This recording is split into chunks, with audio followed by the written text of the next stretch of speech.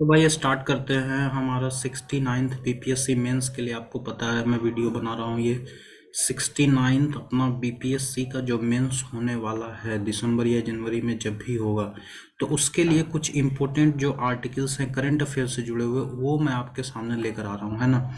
तो इसी में आपका ये एक जो आपका बहुत ही इम्पोर्टेंट आपका जो क्या बोल रहे टॉपिक है वो है वन नेशन वन इलेक्शन। देखिए वैसे तो वन नेशन वन इलेक्शन का जो मुद्दा है वो कोई नया मुद्दा नहीं है, ये 2019 से ही चलता आ रहा है ये मुद्दा, है ना।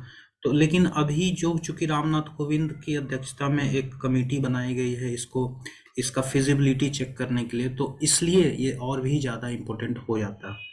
तो चलिए समझते हैं सबसे पहले कि ये वन नेशन वन इलेक्शन है क्या चीज़। लेकिन ये समझने से पहले आपको क्या करना है, इस वीडियो को पहले ही लाइक कर देना है भाई, है ना। लाइक कर देना है, वीडियो को लाइक करना है, चैनल को सब्सक्राइब कर देना है आपको, और ये ज़्यादा से ज़्यादा लोगों के बीच में आपको शेयर करना है, जो आपके दोस्त सहपाठी जो भी मित्र हैं जो इस बीपीएससी मेंस के लिए एग्जाम देने वाले हैं या देने की इच्छा रखते हैं 70th में भी। तो चलिए स्टार्ट करते हैं decoding one nation one election. पहले समझते हैं कि ये है क्या वन नेशन वन इलेक्शन। देखिए वन नेशन वन इलेक्शन पर जब भी क्वेश्चन आएगा तो सबसे पहले आप बता दीजिए कि आखिर ये चीज़ क्या है, इसके पीछे कंसेप्ट क्या है। देखिए कंसेप्ट ये है कि जो हमारा सबसे पहले समझ लेते हैं कि जो अभी जो करंट गवर्नमेंट हमारी चल रही है एनडीए टू कह लीजिए उसको, उसका जो एक एजेंडा है कि जो हमारा इलेक्शन सिस्टम है उसमें एक रिफॉर्म लाया जाए, और उस critical one of the critical reform जो है वो वन नेशन वन इलेक्शन का है।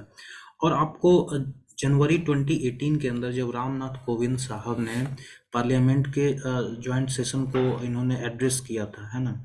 होता क्या है, देखिए इसमें क्या होता है ना कि आपका आर्टिकल 87 क्या कहता है कि दो इंस्टेंसेज में जो हमारे प्रेसिडेंट साहब हैं वो आपका पार्लियामेंट को एड्रेस करेंगे। वो दो सेशन क्या है, पहली बात तो कि जो लोकसभा जनरल इलेक्शन होता है उसका जो उसके इलेक्शन होने के बाद जब सरकार बनती है और उसके बाद जो पहला सेशन होता है उसमें राष्ट्रपति साहब का संबोधन एड्रेस होना जरूरी होता है। और दूसरा कब, जब हर साल का जो पहला सेशन होगा उसमें भी राष्ट्रपति साहब जो है अपना संबोधन करेंगे। अब उसमें बताया जाता है गवर्नमेंट के पॉलिसीज के बारे में, अचीवमेंट्स के बारे में, और अपकमिंग प्रोपोजल्स क्या गवर्नमेंट लाने वाली है उसके बारे में बताया जाता है।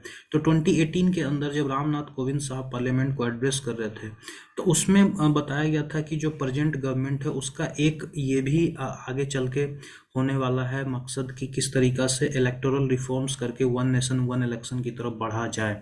ठीक है, इससे क्या होता है कि हमारा जो हमारा अभी जो बार बार इलेक्शन होता है उससे हमारा इकोनॉमी पर इम्पैक्ट हो रहा है, और हमारा डेवलपमेंट प्रोसेस जो है वो भी कहीं ना कहीं इससे इम्पैक्टेड हो रहा है। ठीक है, और इसीलिए ये जो आइडिया है मैंने पहले ही आपको बता दिया कि वन नेशन वन इलेक्शन का आइडिया कोई नया नहीं है ना। ये अचानक से bolt from the blue type का चीज़ नहीं है, ये 2019 से ही एक्चुअली नरेंद्र मोदी की सरकार थी, एक्चुअली 2014 2015 से ही इस पर बात हो रही है ना। हाल में क्या है कि गवर्नमेंट थोड़ा इसको सीरियस हुई है। अच्छा एक चीज़ और मैं बता दूं, ये जो पूरा आप देख रहे हैं ना कंटेंट, ये दृष्टि आईएएस का आप चेक कर लीजिएगा, दृष्टि आईएएस का पूरा ये नोट्स है, वहीं से मैं बता रहा हूँ आपको।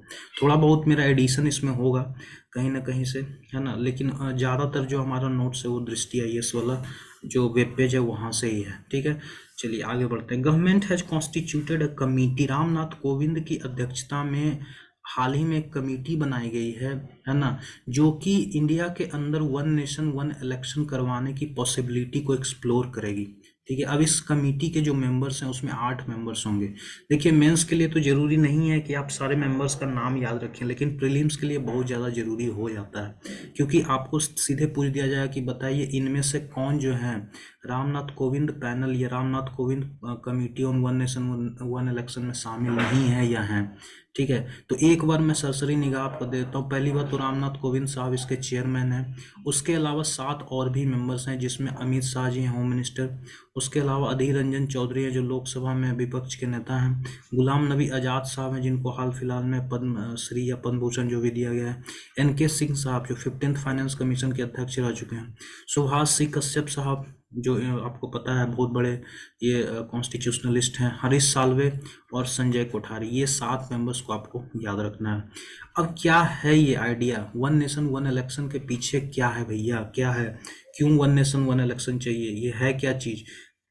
देखिए, वन नेशन वन इलेक्शन को अगर आपको इंट्रोड्यूस करना हो ना, तो आप क्या कहेंगे कि वन द सेंट्रल आइडिया ये है वन नेशन वन इलेक्शन का, कि जो लोकसभा और स्टेट असेंबली इलेक्शंस होते हैं सारे स्टेट्स के अंदर, उनको सिंक्रोनाइज, उनका जो टाइमिंग है इलेक्शन होने का उसको सिंक्रोनाइज कर दिया जाए, ताकि जो लोकसभा का इलेक्शन है और सारे स्टेट लेजिस्लेटिव असेंबली के इलेक्शंस हैं वो एक ही समय में एक ही बार में हो जाए। यानी वोटर एक बार इलेक्शन देने निकले तो प्राइम मिनिस्टर का इलेक्शन और चीफ मिनिस्टर का जो वोट है वो एक साथ करके चुन के चला है।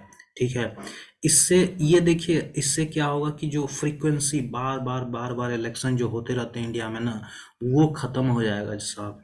ठीक है, अब ये वन नेशन वन इलेक्शन क्या नया है? बिल्कुल नहीं भाई साहब। हमारा जो आज़ादी हुआ था ना 1947 में, उसके 20 साल तक हमारे देश में एक साथ ही चुनाव होते थे, लोकसभा और राज्य के चुनाव जो है एक ही साथ होते थे।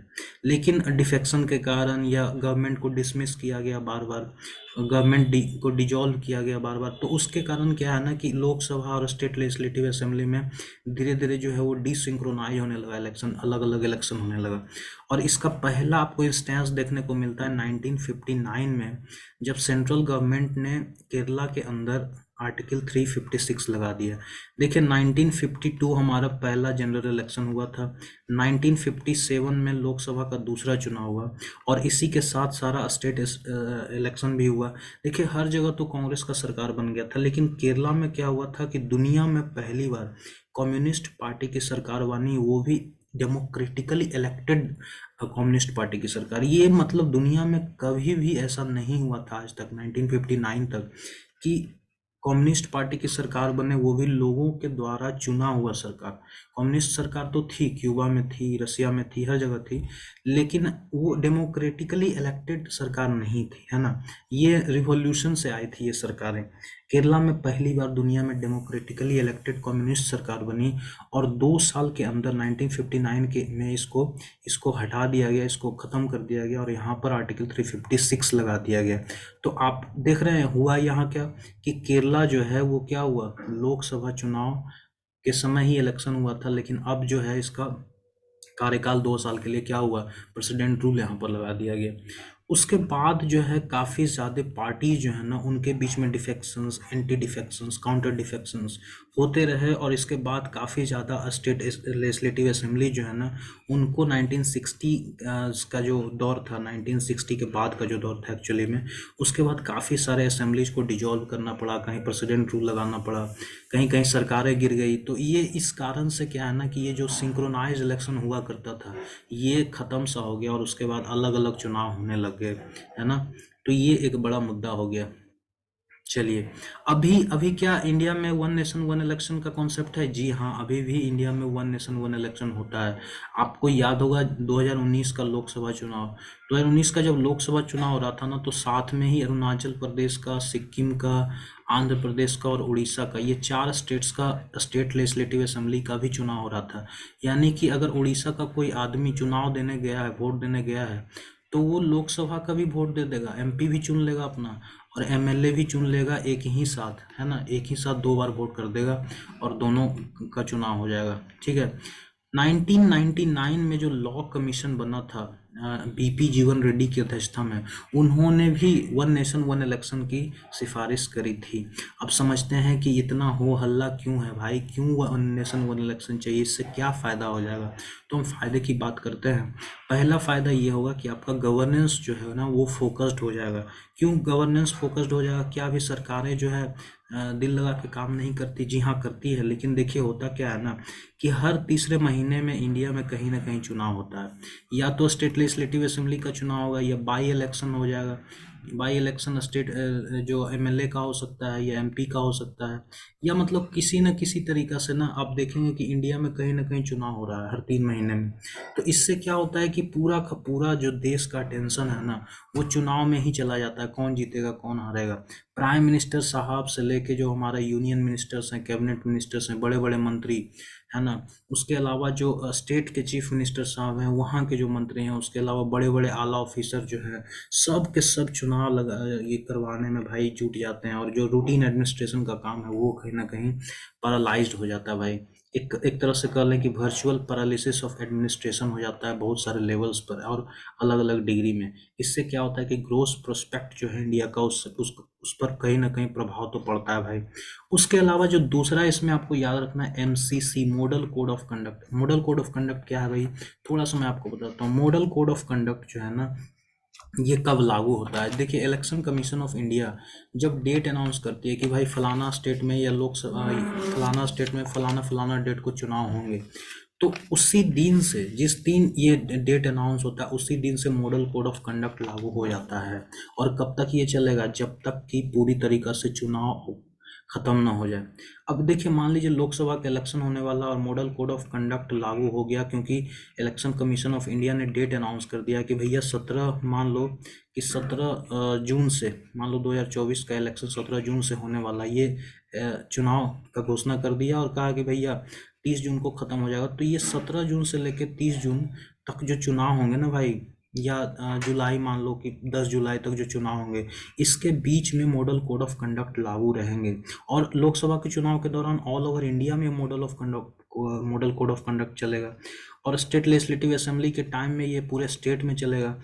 और अगर कोई बाई इलेक्शन हो रहा है तो जहाँ पर बाई इलेक्शन हो रहा है उस कॉन्स्टिट्यूएंसी में ये मॉडल कोड ऑफ कंडक्ट चलेगा।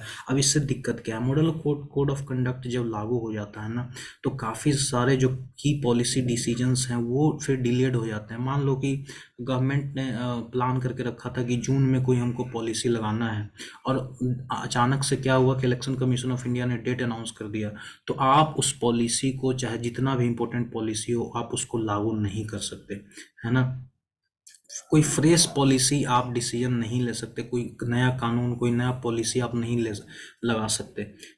उसके अलावा नया तो छोड़ो, उसके अलावा जो ऑनगोइंग प्रोजेक्ट्स हैं ना, वो भी कहीं ना कहीं डीरेल हो जाता है।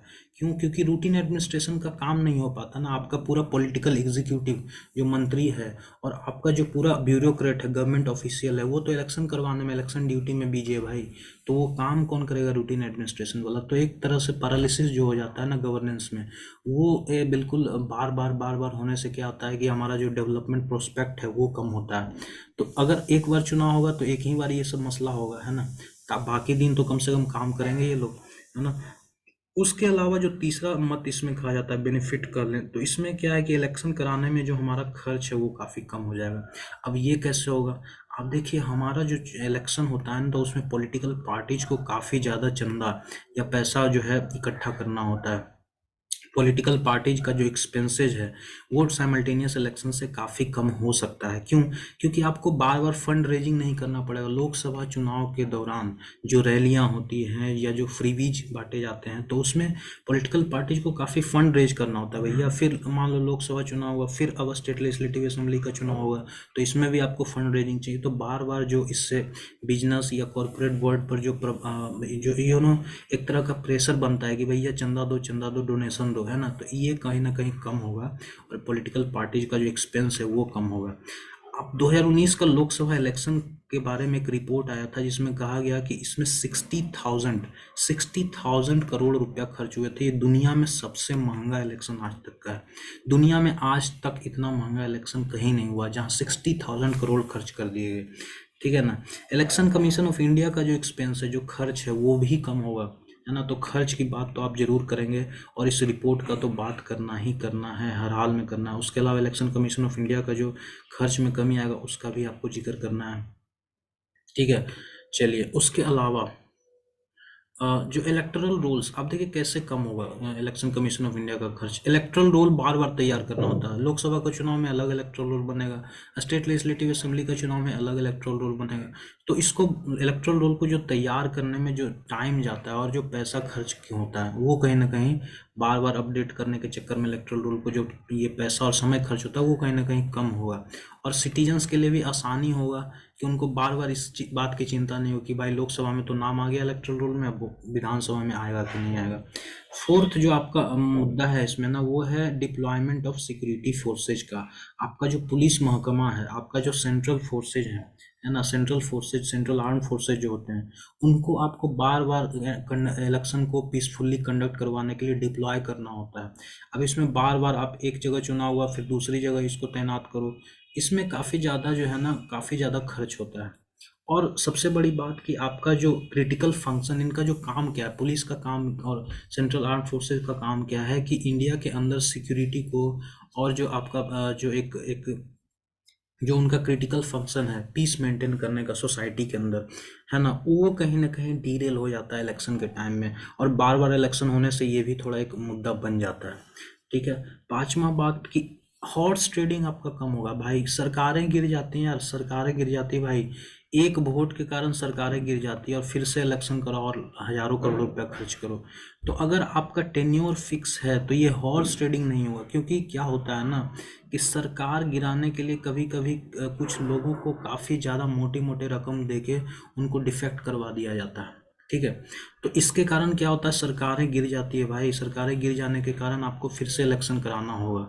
तो अगर आपका साइमल्टेनियस इलेक्शन होता है तो टेन्योर कम से कम फिक्स हो जाएगा ना, तो हॉर्स ट्रेडिंग नहीं होगा, बीच में सरकारें नहीं गिरेगी, क्योंकि आप खरीद नहीं सकते एमएलए को या एमपी को। ठीक है, तो हॉर्स ट्रेडिंग खत्म होगा। सिक्स्थ जो आपका है वो है कि आपका फ्रीबी जो है और जो स्टेट फाइनेंस है वो कहीं ना कहीं, चूंकि फ्रीबी कम होंगे, बार बार इलेक्शन होंगे नहीं, तो फ्रीबी आपको बार बार नहीं बांटना होगा, तो स्टेट का जो फाइनेंशियल पोजीशन है वो कहीं ना कहीं इम्प्रूव होगा। क्यों भाई? क्योंकि देखिए फ्रीबी ऐसे बांटना तो आप बंद नहीं कर सकते है ना, लेकिन आप देखिए कि बार बार इलेक्शन होने के कारण क्या होता है ना कि जो गवर्नमेंट है, जो पॉलिटिकल पार्टीज हैं, उनको इलेक्टोरेट जो जो वोटर्स होते हैं उनको लुभाने के लिए बार बार फ्री भी बांटना होता है। अब देखिए कुछ सरकारें जो वो कलर्स टीवी बांटने में लगी हुए हैं, कुछ लैपटॉप बोल रही है कि हम लैपटॉप बांटेंगे, कुछ बोल रही है कि भाई हम तो मोटर बाइक स्कूटी बांटेंगे। तो मतलब फ्री भी बांटने का जो एक चलन चल रहा है, कुछ फ्री बिजली कुछ फ्री पानी, मतलब फ्री फ्री का जो मुद्दा है, बार बार इलेक्शन होने से ना ये बड़ा दिक्कत हो जाता है, और इससे स्टेट फाइनेंशियल पोजीशन जो है बहुत ही खराब होता है।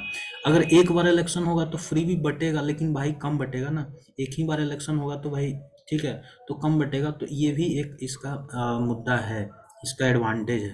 ठीक है। तो अभी थोड़ा नॉइज हो रहा है तो इसको मैं पॉज करता हूँ, है ना। तो चलिए बात करते हैं कि वन नेशन वन इलेक्शन को लेके चैलेंजेस क्या क्या हैं, क्या क्या मुश्किलात आ सकती हैं भाई वन नेशन वन इलेक्शन करवाने में। पहली बात फिजिबिलिटी। फिजिबिलिटी फिजिबिलिटी का क्या है, मतलब कि आर्टिकल 83 टू आर्टिकल 83 का जो सब क्लॉज 2 आप देखेंगे तो उसमें क्या कहा गया है, उसमें कहा गया है कि लोकसभा का जो टेन्यूर होगा वो 5 साल का होगा, है ना, 5 साल का होगा, अनलेस डिजॉल्व्ड अर्लियर। ठीक है, बहुत सारे सर्कमस्टांसेस बनते हैं जहां सरकारें गिर जाती है, लोकसभा को डिजॉल्व करना पड़ जाता है ना। तो ऐसे में सर नॉर्मली लोकसभा का टेन्योर 5 साल का होता है, लेकिन एक्सेप्शनल सर्कमस्टांस में ये पहले भी ये डिजॉल्व किया जा सकता है। उसी तरीका से 172 आर्टिकल के अंदर भी ये कहा गया है कि जो स्टेट असेंबलीज होंगे उनका भी टेन्योर 5 साल का होगा, है ना। अब देखिए, अगर आप वन नेशन वन इलेक्शन लागू कर देते हैं तो इसमें काफ़ी कुछ सीरियस क्वेश्चंस आते हैं कि अगर मान लीजिए सेंट्रल या स्टेट गवर्नमेंट जो है मिड टेन्योर में ही कोलैप्स कर गई, 5 साल पूरा नहीं कर पाई, सरकार गिर गई, तो क्या होगा भाई? पूरा स्टेट और लोकसभा और जो हमारा स्टेट लेजिस्लेटिव असेंबली है, इसका चुनाव हो गया, हर जगह सरकारें बन गई। अब मान लो लोकसभा में जो सरकार बनी है ना, जो सेंट्रल गवर्नमेंट बनी है, वो मान लो 2 साल के अंदर ही कोलैप्स कर जाती है, इसका मेजोरिटी खत्म हो जाता है ना, तब क्या होगा, बाकी सारे स्टेट्स का क्या होगा? तो ये एक बड़ा मुद्दा है भाई। अगर मान लो लोकसभा में जो सेंट्रल गवर्नमेंट बनी है, सेंट्रल गवर्नमेंट जो बन गई है, वो तो 5 साल कंप्लीट कर ली, लेकिन 2 या 3 स्टेट जो है वो बीच में ही उनके सरकारें गिर गई, फिर क्या होगा? क्या उन सरकारों को, मान लो 1 साल के अंदर ही गिर गई, तो क्या 4 साल तक आप राष्ट्रपति शासन लागू करोगे, क्या करोगे, है ना। तो ये सब कुछ क्वेश्चंस है जो अनआंसर्ड है, इसको आंसर करना पड़ेगा, है ना। ठीक है। तो क्या होगा, प्रेसिडेंट रूल कितना साल लागू करोगे? तीन तीन साल से ज़्यादा तो लागू कर नहीं सकते। तो क्या किया जाएगा, है ना? सेंट्रल गवर्नमेंट गिर गया तो फिर स्टेट्स का क्या होगा? तो ये जो चैलेंजेज है ना फिजिबिलिटी को लेके, इसको एड्रेस करना पड़ेगा। लॉजिस्टिकल चैलेंज बहुत ज़्यादा है भैया, क्योंकि आपको सिक्योरिटी, इलेक्ट्रॉनिक वोटिंग मशीन्स जो हैं, ईवीएम्स जो हैं, या जो वीवी पैट्स हैं, उनका सिक्योरिटी के लिए आपको काफ़ी ज़्यादा पर्सनल और काफ़ी ज़्यादा रिसोर्सेज खर्च करना पड़ेगा, है ना? वन नेशन वन इलेक्शन अगर आपको कराना है तो लॉजिस्टिकल चैलेंज बहुत ज़्यादा है ना? उसके अलावा आप देखें कि जो आपका स्टैंडिंग कमेटी है, parliamentary standing committee on personnel public grievance law and justice का 2015 का रिपोर्ट है। वो कहती है कि अगर आपको साइमल्टेनियस इलेक्शन करवाना है ना इंडिया में, तो 30 लाख ईवीएम्स लगेंगे भाई, 30 लाख ईवीएम्स लगेंगे और वीवी पैट्स लगेंगे। ठीक है, 30 लाख ईवीएम्स और 30 लाख वीवी पैट्स लगेंगे, जिसमें आपको लगभग 10,000 करोड़ का खर्चा आने वाला है। उसके अलावा ये जो फेडरलिज्म हमारा जो कोर फीचर है, बेसिक स्ट्रक्चर है कॉन्स्टिट्यूशन का, वो न कहीं इस आइडिया के खिलाफ है। क्यों? क्योंकि वन नेशन वन इलेक्शन जो है ना, वो क्या करता है कि पूरा देश को एक मान लेता है। जबकि आर्टिकल 1 में क्या लिखा गया भैया, India is A union of states. तो ये जो फेडरलिज्म वाला इशू है, ये कहीं कहीं आपको नहीं भी देखने को मिलेगा, लेकिन अगर आप इसको आंसर में जोड़ते हैं तो कहीं ना कहीं आपको फायदा मिलेगा। तो तीसरा पॉइंट याद रखिएगा। पहला क्या था भैया, फिजिबिलिटी, कि अगर मान लीजिए कि बीच में सरकारें गिर गई तो फिर क्या होगा। दूसरी बात, लॉजिस्टिकल चैलेंज, जिसमें आप ये जस्टिस 2015 का रिपोर्ट स्टैंडिंग कमेटी का, उसका जिक्र करेंगे। तीसरी बात की फेडरलिज्म के आइडिया के खिलाफ है वन नेशन वन इलेक्शन का जो कॉन्सेप्ट है। और चौथा बात, लीगल चैलेंज। देखिए, लॉ कमीशन BS चौहान की अध्यक्षता में जो 21st लॉ कमीशन बना था, ये जो 21st लॉ कमीशन बना था, ये 2015 में बना था। और 2018 में जब इनका रिपोर्ट आया, तो उसमें इन्होंने कहा कि देखिए भैया, वन नेशन वन इलेक्शन करवाने के लिए आपको रिप्रेजेंटेशन ऑफ पीपुल्स एक्ट में अमेंडमेंट करना पड़ेगा। उसके अलावा जो rules of procedure of Lok Sabha है और जो rules of procedure state assemblies का है, उनमें भी आपको अमेंडमेंट करना पड़ेगा अगर आप साइमल्टेनियस इलेक्शंस करवाते हैं। ठीक है। उसके अलावा जो अब 21st law commission BS Chauhan साहब के अंदर में है, उसमें ये भी कहा गया कि अगर आपको ये लागू करना है, अमेंडमेंट करना है, तो आपको क्या है ना कि स्पेशल मेजोरिटी से इस बिल को पास करना पड़ेगा, अमेंडमेंट को पास करना पड़ेगा। स्पेशल मेजोरिटी का मतलब होता है कि जितना भी स्ट्रेंथ है पार्लियामेंट का, उसमें आधा से ज़्यादा लोगों का आपको सहमति चाहिए, और जो लोग प्रेजेंट हैं और जो वोटिंग कर रहे हैं, उनमें 2/3 का सपोर्ट चाहिए, है ना? 2/3 मेजोरिटी से बिल पास होना चाहिए। उसके अलावा जो है, आधा से ज़्यादा स्टेट्स का रेटिफिकेशन भी आपको चाहिए होगा। तो ये सब जो चीज़ें हैं ना, ये एक पेचीदा है, लीगल चैलेंजेस हैं, जो आपको इसमें साइमल्टेनियस इलेक्शन करवाने के पहले आपको ये सब अमेंडमेंट करके उसको हटाना पड़ेगा। पांचवी बात, जो रीजनल इंटरेस्ट है। देखिए, लोकसभा का जो चुनाव होता है ना, वो नेशनल मुद्दा होता है, वो नेशनल इंटरेस्ट पर लड़ा जाता है ना, पाकिस्तान पर, चाइना पर, है ना, ये सब जो मुद्दा है उस पर लड़ा जाता है। लेकिन जो रीजनल इंटरेस्ट है, जो स्टेट लेजिस्लेटिव इलेक्शंस होते हैं, वो रीजनल इंटरेस्ट पर लड़ा जाता है भाई, लोकल मुद्दे होते हैं, है ना? तो अगर आप रीजनल इंटरेस्ट कहीं ना कहीं, अगर आप वन नेशन वन इलेक्शन करवाते हैं, तो रीजनल इंटरेस्ट कहीं ना कहीं नज़रअंदाज हो जाएगा रे भाई, नज़रअंदाज होगा। और बार बार इलेक्शन होने से क्या होता है कि वोटर्स को चॉइस मिलता है कि वो बार बार जो है अपना जो आवाज़ है रख सके। ऐसे भी इंडिया में पैसिव डेमोक्रेसी है भाई, वोटर का क्या काम है, बस वोट दो, हो गया काम खत्म। अब 5 साल में एक ही बार वोट देना, तब तो और ज़्यादा पैसिव हो जाएगा। तो ये भी एक बड़ा इशू है। 2015 में IDFC इंस्टीट्यूट का एक स्टडी, IDFC इंस्टीट्यूट जो है ना, एक रिसर्च इंस्टीट्यूट है, जो पॉलिटिकल मसले पर भी रिसर्च करती है, इकोनॉमिक मसले पर भी रिसर्च करती है। उसने कहा है कि अगर साइमल्टेनियस इलेक्शंस होते हैं, लोकसभा और असेंबली इलेक्शंस, तो 77% चांस है कि जो विनिंग पॉलिटिकल पार्टी या अलायंस है, वो दोनों लोकसभा और स्टेट लेजिस्लेटिव असेंबली दोनों का चुनाव जीत जाएगी। ठीक है। उसके अलावा जो 6th पॉइंट है आपका, जो कॉस्ट की बात कर रही थी कि बहुत ज़्यादा कॉस्टली इलेक्शंस होते हैं इंडिया में, तो इसमें देखिए, इलेक्शन कमीशन और नीति आयोग का एस्टीमेट है, वो कहता है कि सारे स्टेट्स और पार्लियामेंट्री इलेक्शंस जो होते हैं 5 साल में, तो उसमें हर वोटर पर 10 रुपया खर्च होता है। और नीति आयोग का ही रिपोर्ट कहता है कि जब अगर सारे इलेक्शंस एक साथ कराए जाए ना, तो 5 रुपया पर वोटर आपका खर्च होगा, यानी मतलब जो आपका एक्सपेंडिचर है वो लगभग आधा हो जाएगा। लेकिन ये आधा तो हो जाएगा, लेकिन शॉर्ट टर्म में आपको ईवीएम्स और वीवीपैट्स को डिप्लॉय करने के लिए 30 लाख ईवीएम्स और वीवीपैट का जरूरत है। यहाँ पर हमने देखा, तो इसको डिप्लॉय करने के लिए आपको शुरू में बहुत ज़्यादा पैसा खर्च करना पड़ सकता है। और दूसरी बात जो इसी से रिलेटेड है, सेवंथ पॉइंट, वो कहता है कि election expenses are not always bad. अब इलेक्शन एक्सपेंसेस हो नहीं रहे हैं तो अमेरिका में तो हो नहीं रहे हैं, इंडिया में ही हो रहे हैं। और अगर कोई खर्च कर रहा है तो किसी को फायदा भी होगा। तो इससे इकोनॉमी में क्या होता है, बेनिफिट होता है, क्योंकि एक्सपेंडिचर जो है ना बढ़ जाता है, डिमांड बढ़ जाता है, एक तरह से डिमांड क्रिएशन का काम करता है इलेक्शन। ठीक है।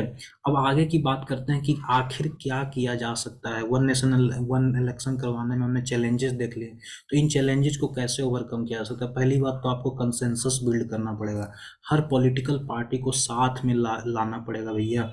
उसके अलावा जो फिजिबिलिटी है ना, हमने जो देखा कि कैसे, अगर मान लीजिए स्टेट इलेक्शंस, अगर मान लीजिए लोकसभा जो सरकारें बनी हैं, सेंट्रल गवर्नमेंट में जो सरकार बनी वही डिजॉल्व हो जाती है, उसकी सरकार गिर जाती है, तो क्या स्टेट्स में आप 4 साल के लिए, या मान लीजिए क्या स्टेट लेजिस्लेटिव जो असेंबलीज हैं क्या उनको भी डिजॉल्व कर देंगे लोकसभा चुनाव कराने के लिए। तो ये सब जो सवाल है ना, इनको कंसेंसस से इनका जवाब ढूंढना पड़ेगा, सहमति से, है ना, रजामंदी से, सारे पॉलिटिकल पार्टीज और इवन रीजनल पार्टीज को भी आपको साथ में लाना पड़ेगा। कॉन्स्टिट्यूशन को अमेंड करना पड़ेगा, representation of people's act RPA 1951 को अमेंड करना पड़ेगा। Rules of procedure of Lok Sabha, rules of procedure of state assemblies, ये सब भी आपको अमेंड करना पड़ेगा, वो भी स्पेशल मेजोरिटी के साथ, स्पेशल मेजोरिटी के साथ आपको अमेंड करना पड़ेगा। तीसरी बात, जो आपका इंफ्रास्ट्रक्चर है और जो आपका टेक्नोलॉजी है उसमें आपको इन्वेस्टमेंट करना पड़ेगा, क्योंकि 30 लाख ईवीएम और वीवीपैट मशीन्स लगेंगे, तो आपको इसमें क्या है कि शुरुआत में काफ़ी खर्च करने पड़ेंगे। उसके अलावा aligning the electoral cycles of Lok Sabha and state assemblies by either extending और कर्टेलिंग देयर टर्म्स। अब देखिए, अगर वन टाइम इलेक्शन होगा और बीच में पार्टी की सरकारें गिर जाती है कहीं कहीं ना कहीं, तो कुछ मान लीजिए, अगर आप पहली बार मान लो 2024 के अंदर ही मान लो आप साइमल्टेनियस इलेक्शन करवाना चाहते हैं, तो आपको पता है 2023 में ही इलेक्शन होने वाला है, गुजरात में, एमपी में इलेक्शन होने वाला है, राजस्थान में इलेक्शन होने वाला है, छत्तीसगढ़ में इलेक्शन होने वाला है। तो क्या 1 साल के अंदर इसका क्या होगा, आप सरकार हटा दोगे, इसका फिर से इलेक्शन करवाओगे? और जो मान लीजिए कि 2025 में इलेक्शन होने वाला है बिहार का, क्योंकि 2020 में इलेक्शन ऑलरेडी हो चुका है, तो क्या आप 1 साल पहले इसका कम कर दोगे, है ना, 1 साल पहले कम कर दोगे, इसका 4 साल का ही सरकार रहेगा। तो ये सब जो चीज़ें हैं ना, ये सब आपको वन टाइम कंस्टिट्यूएंट एक एक अमेंडमेंट लाके आपको जो है एक साइमल्टेनियस सिंक्रोनाइज करना पड़ेगा सारा इलेक्टोरल साइकिल को। पांचवी बात, ठीक है, नो कॉन्फिडेंस मोशन आ जाता है, या प्री मेच्योर डिजोल्यूशन हो जाता है असेंबली का, हंग पार्लियामेंट। मान लीजिए सरकारें, स्टेट लेजिस्लेचर का तो सारा सरकार बन गया, जो राज्य हैं वहाँ तो सरकारें बन गई, लेकिन मान लीजिए कि लोकसभा में किसी को मेजोरिटी मिला ही नहीं, तो फिर क्या होगा रे भाई, फिर क्या होगा? तो इसमें क्या है कि आप ये कर सकते हैं कि साल में 2 बार चुनाव कराइए, साल में 2 बार चुनाव कराएंगे तो आपका जो है असेंबली, इससे इससे होगा क्या, इससे होगा यह कि जो स्टेट असेंबलीज हैं वो अगर मान लीजिए प्री मैच्योरली डिजॉल्व हो जाते हैं, तो उनको आप नेक्स्ट साइकिल में उनको उनका इलेक्शन करवा दीजिए, है ना। उसके अलावा जो सबसे इम्पोर्टेंट है ना, आप वोटर एजुकेशन की बात जरूर करेंगे। आपको अवेयरनेस लाना पड़ेगा भाई, वोटर के अंदर अवेयरनेस लाना पड़ेगा, ताकि उनको बताया जा सके कि जो साइमल्टेनियस इलेक्शन है उनके क्या बेनिफिट हैं, उसमें क्या चैलेंजेज हैं, और कैसे जो है वो अपना फ्रेंचाइजी को एक्सरसाइज कर सकते हैं बिना कोई कन्फ्यूजन के, बिना कोई इनकन्वीनियंस के। ताकि देखो, वोटर जो है ना वो हर्ट है, पार्लियामेंट्री डेमोक्रेसी का जो हर्ट है वो कौन है, वोटर है। और अगर वोटर को ही इनकन्वीनियंस और कन्फ्यूजन हो जाएगा भाई, तो पूरा आपका इलेक्शन सिस्टम ही बर्बाद हो जाएगा। इसलिए वोटर एजुकेशन बहुत ही ज़्यादा ज़रूरी है, ठीक है। तो ये सारी चीज़ें जो है हमने इसमें डिस्कस कर ली है वन नेशन वन इलेक्शन में। तो पहले तो भाई, अगर आप वीडियो को लाइक नहीं किया तो जल्दी से लाइक कर दो। 69th बीपीएससी मेंस के लिए ये सब टॉपिक बहुत ज़्यादा, बहुत हॉट टॉपिक है भाई, बहुत आना ही आना है ये सबको, ठीक है। आखिर क्वेश्चन बनेंगे कहाँ से, तो जल्दी से आपको रिवीजन करवाता हूँ क्या क्या मैंने बताया। पहली बात कि आपको ये बात करनी है कि जो आपका रामनाथ कोविंद साहब थे, उन्होंने पार्लियामेंट्री एड्रेस 2018 में कहा था कि सरकार का एक अपकमिंग एजेंडा है ना। उसके अलावा रामनाथ कोविंद पैनल की आप बात करेंगे, सेंट्रल आइडिया क्या है, मतलब क्या है इसका, है ना। उसके अलावा आप बात करेंगे कि 1959 तक इंडिया में साइमल्टेनियस इलेक्शंस होते थे, 1967 तक, लेकिन 1959 में पहली बार इस ब्रेक को तोड़ा गया, और 1960s में डिफेक्शंस वगैरह हुए, काउंटर डिफेक्शंस हुए, सरकारें गिर गई, है ना। तो उसके कारण क्या हुआ, उसके कारण ये हुआ कि काफ़ी ज़्यादा वो हो गया, और स्टेट असेंबलीज काफ़ी ज़्यादा डिजोल्व हो गई, और फिर इलेक्शन जो साइमल्टेनियस होता था वो टूट गया। अभी भी इंडिया में साइमल्टेनियस इलेक्शन हो रहा है, अरुणाचल प्रदेश, सिक्किम आदि, इसका बात करेंगे। लॉ कमीशन रिपोर्ट की बात करेंगे 1919 वाले, है ना। उसके बाद बेनिफिट्स क्या है, जैसे फोकस्ड गवर्नेंस, पॉलिसी डिसीजंस में कंटिन्यूटी, है ना, कॉस्ट ऑफ इलेक्शन जो है वो रिड्यूस होंगे। तो ये सारी बातें आपको करनी है। उसके अलावा आपको और भी बताना है। क्या बताना है भैया? आपको ये बताना है कि जो है आपका इलेक्शन कमीशन ऑफ इंडिया का एक्सपेंडिचर है वो भी कम हो जाएगा। सिक्योरिटी फोर्सेज का डिप्लॉयमेंट जो है वो भी आपका कम होगा। हॉर्स ट्रेडिंग खत्म हो जाएगा। चैलेंजेस की बात करेंगे, फिजिबिलिटी की बात करेंगे कि अगर मान लीजिए कोई प्रीमेच्योर डिसोल्यूशन हो जाता है तो उस पर क्या करेंगे, लॉजिस्टिकल चैलेंजेस जो हैं उस पर क्या होगा। तो ये सारे मुद्दे हैं जो आप इसका चर्चा किया हमने। उसके अलावा आप बात करेंगे, मैंने जो पार्लियामेंट्री स्टैंडिंग कमेटी का रिपोर्ट है उसका बात करेंगे कि भैया 30 लाख ईवीएम और वीवीपैट लगाने में 9,000 करोड़ रुपया खर्च होगा। फेडरलिज्म के आइडिया के खिलाफ है। लीगल चैलेंजेस हैं, जो 21st लॉ कमीशन है, BS चौहान साहब 2018 के अंदर जिनका रिपोर्ट आया था उसका आप जिक्र करेंगे कि आपको अमेंडमेंट करना पड़ेगा, है ना। उसके अलावा स्पेशल मेजोरिटी चाहिए होगा। रीजनल इंटरेस्ट ओवर शेडो हो जाएगा अगर वन नेशन वन इलेक्शन होता है तो। IDFC इंस्टीट्यूट का स्टडी 2015 का है, उसमें आप बात करें 77% वाला। उसके अलावा ये जरूरी नहीं कि ये कॉस्ट इफेक्टिव होगा, है ना, क्योंकि शुरुआत में आपको काफ़ी ज़्यादा पैसा खर्च करना पड़ सकता है। इलेक्शन एक्सपेंसेज हमेशा इकोनॉमी के लिए ख़राब नहीं होता है, एक्चुअली इकोनॉमी को बूम भी करता है ना, क्योंकि एक्सपेंडिचर बढ़ा देता है, डिमांड बढ़ा देता है। क्या आगे कर सकते हैं हम लोग? कंसेंसस बनाइए, कॉन्स्टिट्यूशन को अमेंड कीजिए, इंफ्रास्ट्रक्चर टेक्नोलॉजी पर इन्वेस्ट कीजिए, इलेक्ट्रल साइकिल को अलाइन कीजिए, है ना, लीगल फ्रेमवर्क, जैसे no confidence motion premature disassembly हो जाता है तो इसके लिए क्या है कि आप साल में 2 बार चुनाव कराइए, है ना। उसके अलावा वोटर एजुकेशन जो सबसे ज़्यादा जरूरी है, सबसे इंपॉर्टेंट पॉइंट, वोटर एजुकेशन बहुत ज़्यादा जरूरी है, क्योंकि अगर वोटर ही कन्फ्यूज हो जाएगा तो भाई बहुत ज़्यादा दिक्कत हो जाएगा। तो ये सब मुद्दा है जो आपको एग्जाम में हर हाल में याद होना चाहिए। आप नोट्स बनाइए, रिवीजन कीजिए, बार बार बार बार, वीडियो को 2 बार 3 बार 4 बार जितना बार देखना है देख लो भाई, फ्री में तो है ना। चलो तो आज के लिए इतना ही, फिर से एक नए टॉपिक में मिलते हैं, तब तक के लिए इसको रिवाइज करो यार, याद कर लो भाई पूरी तरीक़ा से। चलो बाय।